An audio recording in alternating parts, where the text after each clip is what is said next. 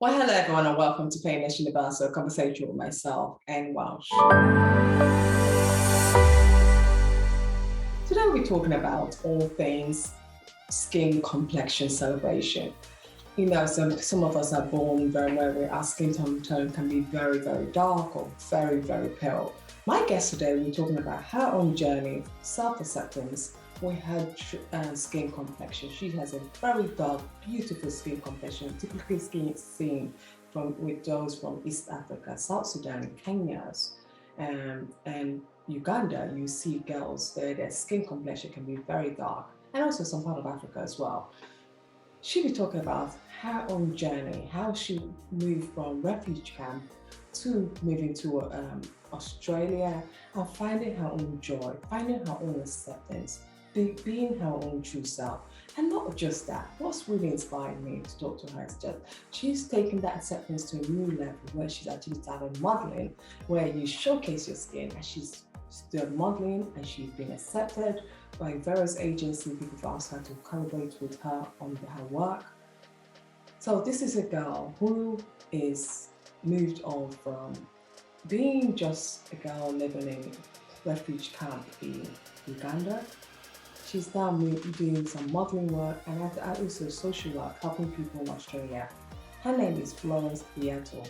She'll be telling us about her beautiful journey and why she's doing all of this to help others, and why she believes the more girls talk about this and embrace who they truly are, the more less likely this will become a trend.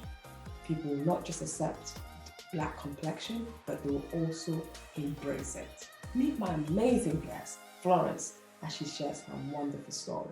Well, hello everyone, and welcome again to Painless Universal Conversation with myself and Welsh.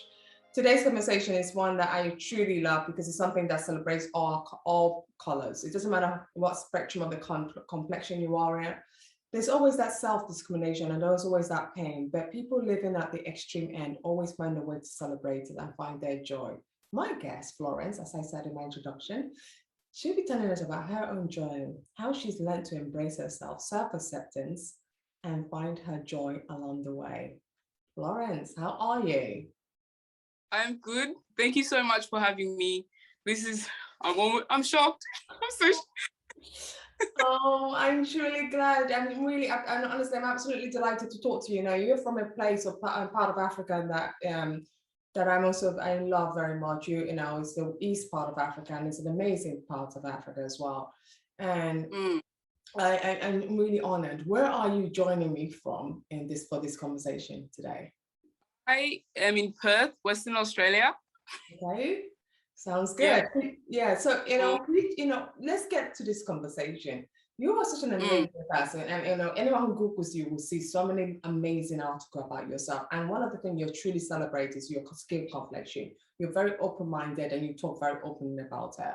Before we get into all of that, can you tell us who are you, Florence? I would like to say I am a clown. I am the one who walk in the room and try and make everyone laugh. I am very loud, but very I don't know. I'm just happy to be alive like every single day. Like if you see me, you just know it. People know me for laughing and talking. If you meet a lot of the people that have encountered me in their life, that's how they remember me. Just someone who's loud, who's always joking around. That's me.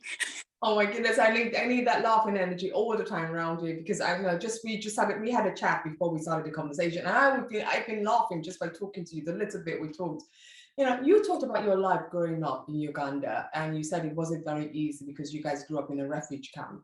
What was it like? What do you remember from those days? So because my parents are from South Sudan, but because of the war, they had to flee to Uganda. So me and my 5 other siblings were born in Uganda, and look, it wasn't really great, but I just remember this. It was simple. It was simple, and the only thing we worried about was being able to play with other kids. So my mom was going through a lot because having to be a single mom to raise 6 kids on her own, it was hard for her. But for me as a child, I was living my best life. You know, I was just caring about playing with other kids, and that's all I cared about. and then nighttime comes, you fall asleep, and that's about it. I didn't have a lot of worries when I was actually in the refugee camps.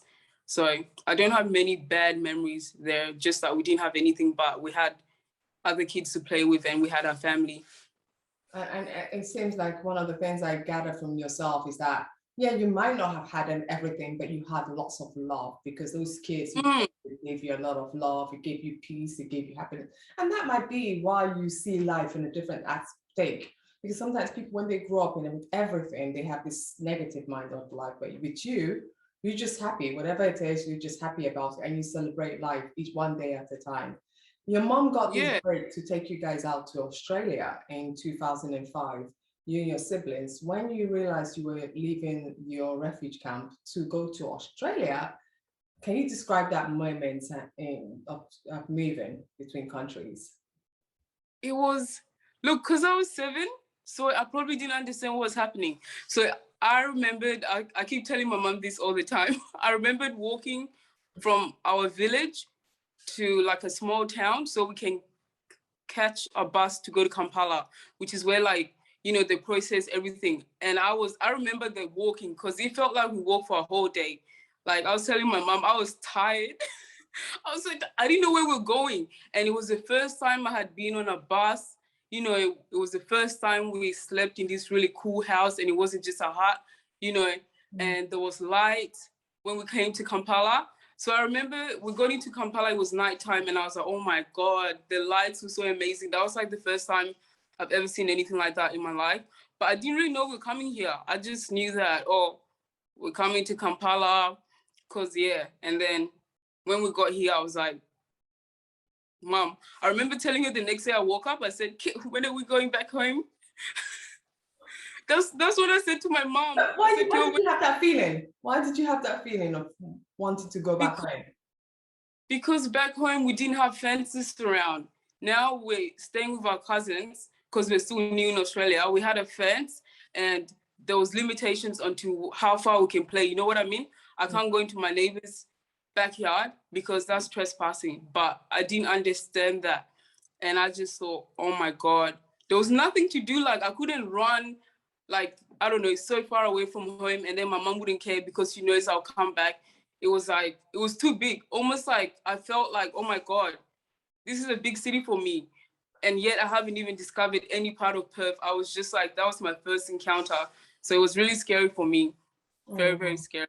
Well, oh, wow, that's truly amazing. That's a very unique way of looking at it, actually. Very different. That for you as a child going into this big city and not being able to wander around, that's unique. And you said you felt like an outsider when you first moved to Perth, Australia, because you were different. You know, everyone else, people didn't naturally look like you. You were, you were black. You have this natural, beautiful black skin, which is just amazing, because I can't believe how much it glows. And that for you,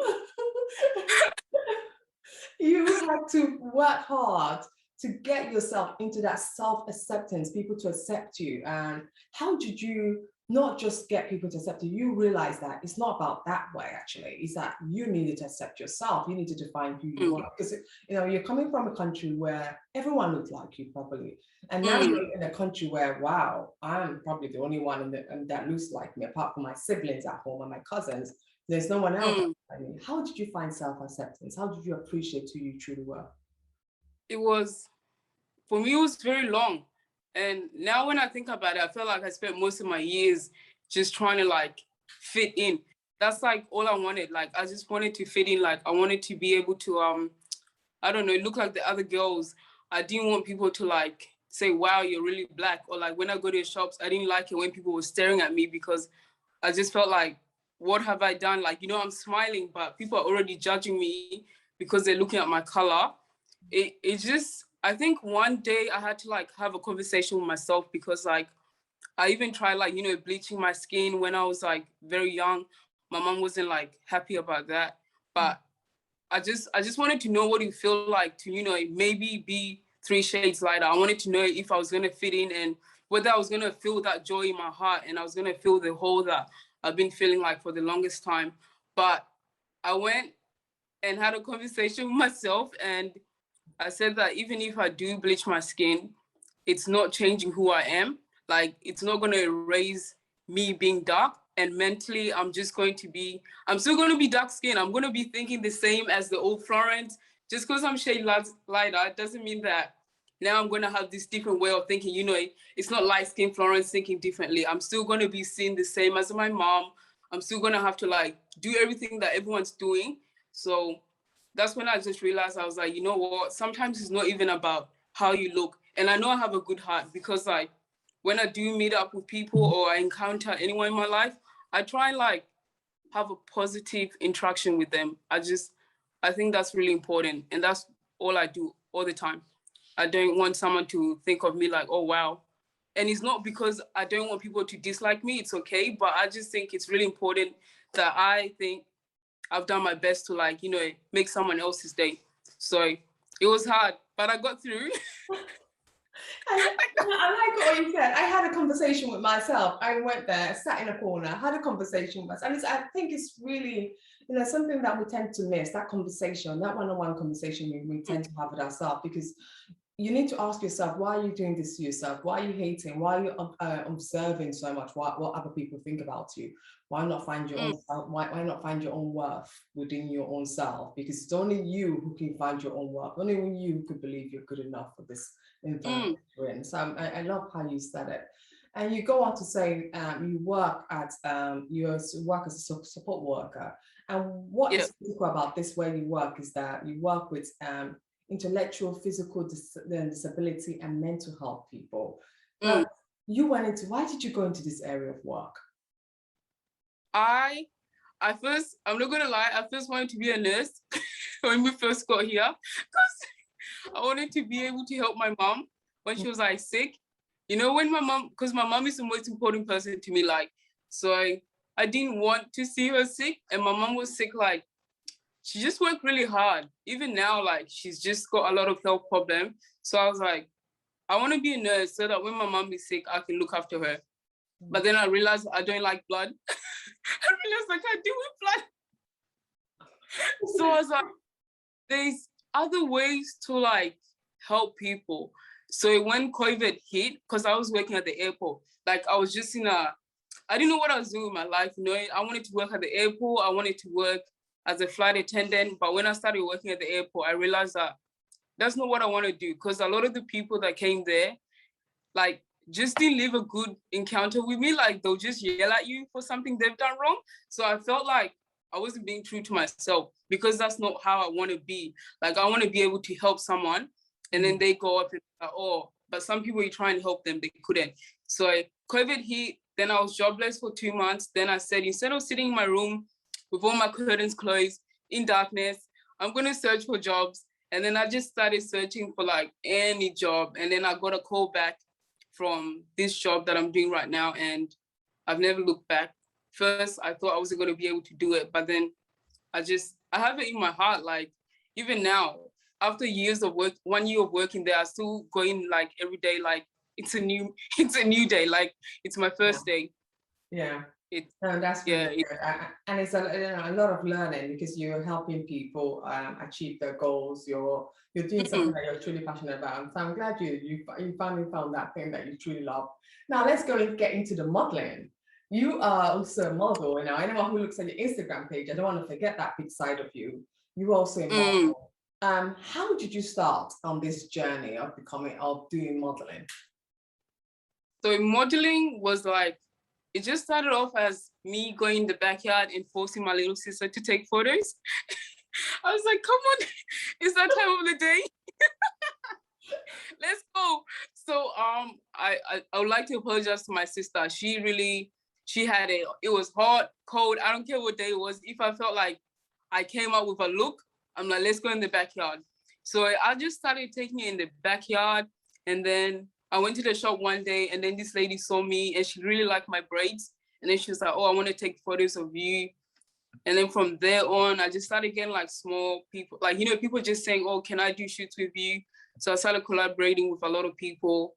And then I dyed my hair pink. And then the shade room posted my photo.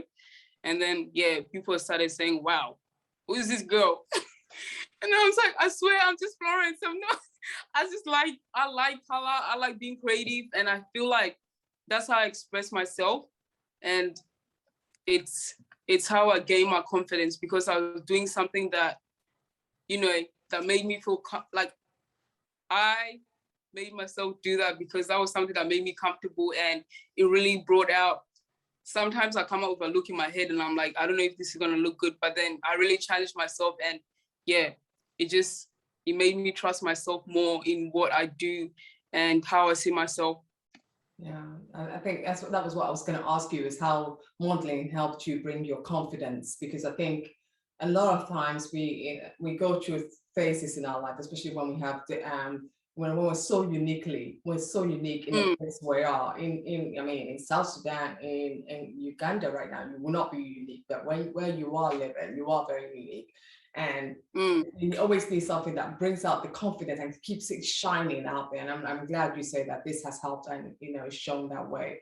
The Rihanna beauty collection, the Fenty beauty collection, has over 40 different shades of foundation. And people were so surprised that the darker complexion actually did sell out, because one of why the big brands don't go into darker complexion shades of foundation is because of they don't think anyone would buy it. What impression did that leave you when someone like Rihanna is really going out there to really give a voice to people like yourself, in terms of when we have makeup selection? I was actually, when she came up with like the 40 shades, I was very happy, because like, back then I wanted to use makeup. It's not that I'm not comfortable with my skin. I don't need makeup, but sometimes I want to be able to apply foundation and, I don't know, contour my face. I just want to be able to do that because I want to see what I look like with makeup. But it's not that because I'm trying to hide my color or anything like that. So I used to use like MAC, but it was so light. So I'll put it and my head looks like it's totally different to my body. It will look like they just got someone's head and put on on mine. So when she came up with that, I was really, really happy, because finally I can wear now a foundation that I felt confident in, and I could go out and feel like, wow, my skin still looks like my skin. It's not like I'm trying to like, I don't know, match someone else's face on my body. So shout out to her for doing that. And I think it gave a lot of dark skinned girl power, confidence, and just felt like, yes, we've been seen, we're heard, and people are actually caring about us. And it's, in this day and age, it's hard to like think like that, but we've come a long way. Now, like, it's a trend, but I don't want it to be a trend. I want it to be normal. I want people to feel confident in themselves because it's supposed to be normal. Do you know what I mean? Not because, here we're having a trend for dark skinned people, and then next year we're gonna have, I don't know, people who are 10. I don't want that. Yeah, no, absolutely. I like what you just said. Right now, it seems like it's a trend, but you don't want it just to stop here. You want it to be ongoing, people to see a black skin. And that was what, this is where my question comes in, because you were a beautiful girl who was a real role model for many girls out there. Any girl living in any part of Africa right now who's looking at themselves thinking, oh my goodness, I need to bleach my skin. I need to, I feel so much pressure from my family because I'm too dark. You've shown that, it doesn't matter what complexion you are, you need to learn to embrace your skin. Even you can also notice major companies are utilizing black girls and darker skin complexion to do their advertisements. And in your opinion, in seeing all these new changes that's been happening with the major, Rihanna has done it, major brands are doing it. What do you feel as a dark skin? Why do you think it's so important to be a role model to darker skin girls? Because when you're going through that phase where you feel like you're the only one going through it, I don't even want to describe the feeling, because I'm like, it just feels like it's so draining. And it's like every day you wake up, you just have no energy because you feel like it's the world against you. And for me, like I said, I think life is much better when you're happy and joyful and you're doing things that you love and you feel like you've got people you can connect with. You feel like you're part of this earth. I just think it is so, so important for you to not feel alone and for you to know that there's other girls out there, like, all boys that do look like you. And I just think one person can do that impact. Like if I role model to one person and then they go on and then they inspire someone else, and then we create like a group of people, and then there's like so many other people around the world just watching, thinking, you know what, we're gonna form a little group because I don't want to feel alone, and you shouldn't feel alone. There's 7 billion people on this earth. Why are you gonna feel alone when there's other people that look like you? Yeah, and those girls that look like you, be asking, your skin glows very beautifully. Can you tell us some of your top way of making your skin look so beautiful? Laughing every day, surround, drink your water, and also have really positive people around you. Yes. Like, don't surround yourself with people who don't have the same goals or like don't believe in certain things. Just, yeah, I'm an energy person. So if someone is not giving me the energy, I don't like to have them around because it's draining. You're blocking my blessing. I just want to be able to like be around people, make other people happy. And yeah, that I feel like that keeps my skin glowing. And just using Rihanna's skincare, Fenty Skin, just here and then when my skin decides that it doesn't want to cooperate with me. Yeah. So what next, Florence? What next for you? This is my final question. What next for Florence? What do you hope for, especially with the pandemic? It's been awful for in terms of traveling for you as a model. What next do you think the future holds? I think this year I'm going to pray and hopefully things do get better. Like I know COVID is not going to go away completely, but I hope that they get it under control so that we're still able to travel in this pandemic. I don't want to be shut away from the rest of the world because I don't want to go to like London and be stuck there. No. Not to be, no, it's a no for me. So I'm just waiting for it to be a little bit more calm and like less hectic. Then yeah, I want to be able to travel and just do full-time modeling, and I don't know, get into acting. I don't know, but Taraji is pretty good. So if I'm able to meet her and she's able to like give me advice, then maybe I can, but it's a me situation. I need to make that happen. I need to keep working towards, flying out of Perth as soon as I can. But that's why I see myself. You see me on Vogue, I'm going to manifest that. Oh, yeah. I'm going to be, yes, I said that. Absolutely. We could play this when it happens because you never know. It's always good to believe. It says, I am possible. It's the word itself. So yeah, there's nothing that's impossible. You just have to believe it and it'll be yours. Go claim it. Yeah. Florence, I really appreciate this time I had this conversation with you. Really taught me so much myself. I'm glad we were able to have this chat. Thank you so much. Thank you so much. Thank you.